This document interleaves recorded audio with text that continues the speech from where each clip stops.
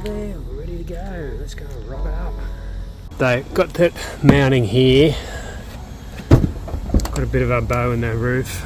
Let's see if we can clear off there. Got the mounts at the back looking good, but I really want to screw it down to this aluminium here instead of just using Sikaflex.